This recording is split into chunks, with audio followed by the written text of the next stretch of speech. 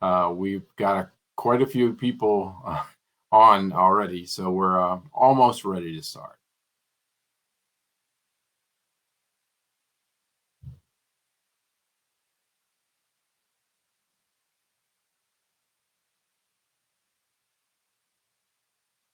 Hi, my name is Douglas Kafijian.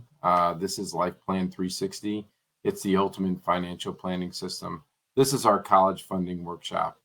We do retirement, we do debt consolidation. There's all different types of programs that we have, but college funding workshop is probably my favorite. Let's see if I can scroll. So your average yearly cost, this is almost staggering.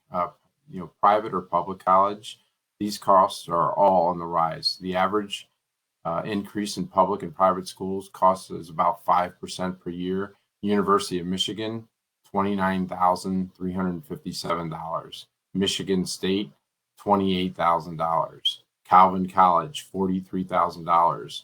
Hope College, $44,000. They got a good football team though. Northwestern University, $68,400. That's almost $70,000 a year. It's expensive wherever your children go. 4 years can cost anywhere from $80,000 to $120,000 out of your pocket. How long does it take for the average student to graduate? What if your child takes 6 years to graduate? Now your costs are $120,000 to over $300,000 per child. Multiply this by the number of kids. This will be life-changing. Today's high cost of college. Why is college so expensive? Decreasing government aid, rising cost of maintenance and infrastructure, changes in technology, increasing staff salaries, maintaining or establishing prestige. Parents' biggest concerns. How much are you going to have to pay? Have you ever even talked about it? It's like the elephant in the room. I don't know if everybody remembers Julian from Big Daddy, but he used to be able to put those glasses on and nobody could see him. And, it made him feel really good. And that's kind of like talking about college. It's just something you don't want to discuss. How are you going to pay for it? Are you going to use your savings accounts, mutual funds, 529s, retirement accounts, 401k, family? Are you going to borrow from family? How will your kids attend if you can't afford it? Do you have a plan? If you don't have a plan, we do. Will paying for college ruin your retirement? Will you have to work longer than anticipated? What if life happens? You have to pay for college at the same time that you need home repair, car repair, medical bills. We all know that life happens. We know that you'll do anything to make this happen for your kids, so we protect parents from themselves. Hurting your child's chances of admission. The 5 main criteria: curriculum strength, grades in curriculum, class rank, ACT, SAT, overall GPA. Developing a plan to pay for college. Do you have a plan? How much do you want to pay? Do you want to use your savings? How long will these last? Your cash, your retirement, your stocks, your bonds, your CDs.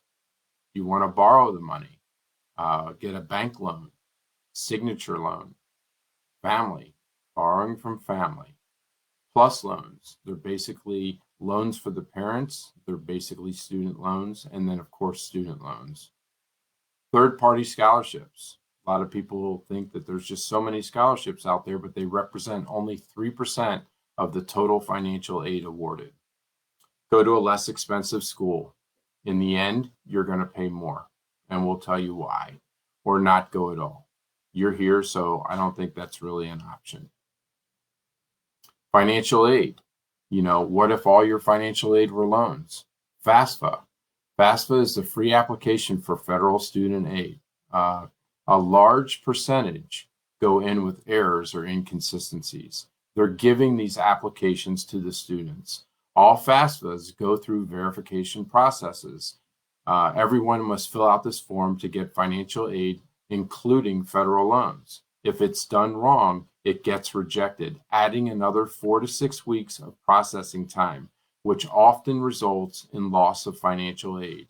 It's a first come, first served basis. Types of financial aid. Gift aid, it's free. Grants and scholarships, they don't have to be repaid. Self-help, student loans, parents' loans, they must be repaid with interest. Work study is not guaranteed. And work study is basically, your child just gets a job and, it's about enough money to go out and have fun with their friends. So it's not a lot, and it's not going to put a big dent in the overall picture. Do it yourself. The colleges are going to love you for it.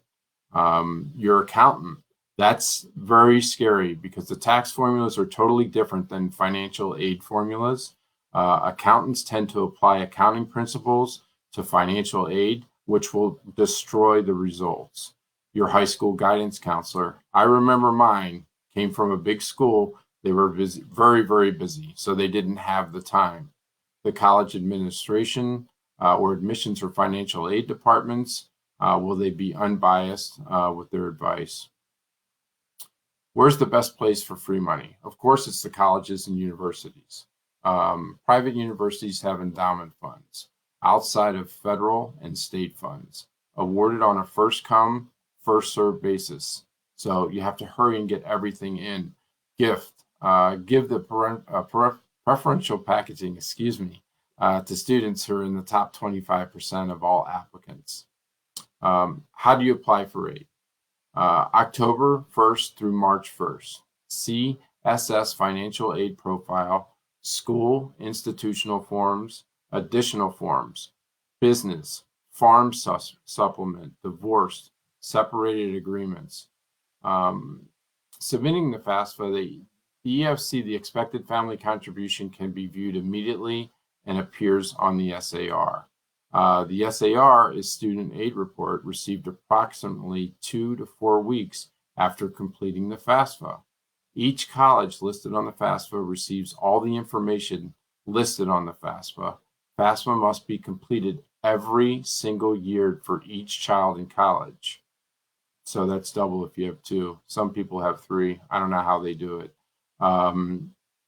Parent factors, total family income, allowances, taxes paid, household sizes, number of college, number that you have in college, net assets, cash bank accounts, brokerage accounts, 529 accounts, outside real estate.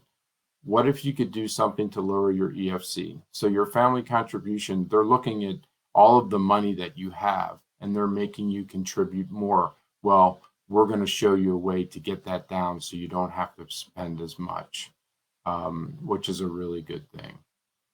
Income, $6,800 per year, exempt from FAFSA. Anything over $6,800 is assessed at 50% on the EFC. Savings, any money in the student's name is assessed at 20% on the EFC. FAFSA special circumstances. Contact your financial aid officer immediately if there's a loss or severe reduction of income, if somebody loses their job, gets fired, downsized, any change in the college student's household, if there's a divorce, somebody, God forbid, passes away, private school tuition for younger siblings, large medical dental expenses, large educational expenses for parents. If something changes, you want to always let the college know. Okay. Federal student loans for self-help. You can get what's called a Stafford loan. A Stafford loan is a federal student loan that is offered to both eligible undergraduate and graduate students still in school. The subsidized loans, the government pays the interest while you're in school during grace periods and during the deferment period. But once school is over, you have to start paying those loans back with interest. Unsubsidized, you're responsible for paying all the interest that accrues from the date of the first disbursement until the loan is paid in full. So as soon as you take a draw, you start paying for these loans. Additional loans, a Perkins loan. It's a financial assistance for needy undergraduate and graduate students given by the school.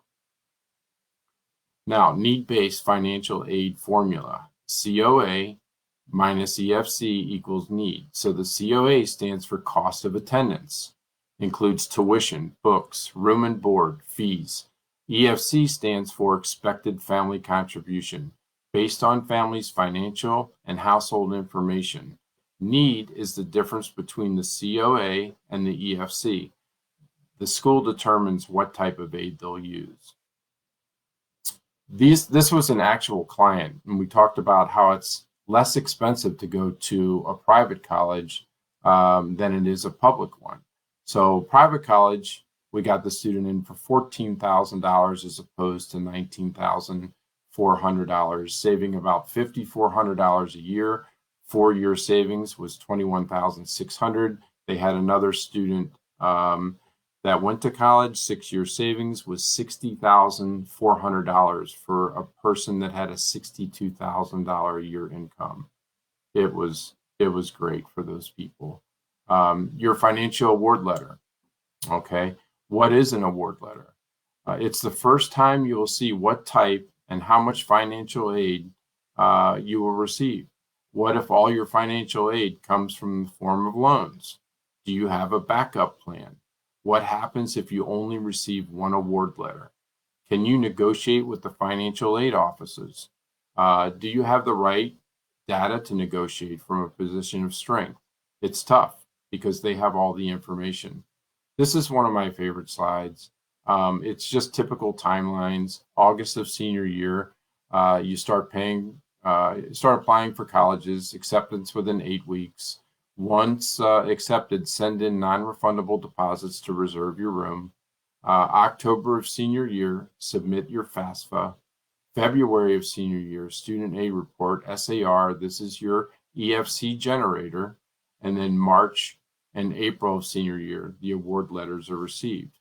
The process is backwards. You won't find out how much you have to pay until you've accepted. What happens if you can't afford it? 39% of college students drop out after their sophomore year. Why? It's because the parents are broke, and you kind of can't go back on it because your son and your daughter, have already told all of their friends that they're going to Clemson, and now they're going to have to switch and go to a different type of college. It's going to be tough.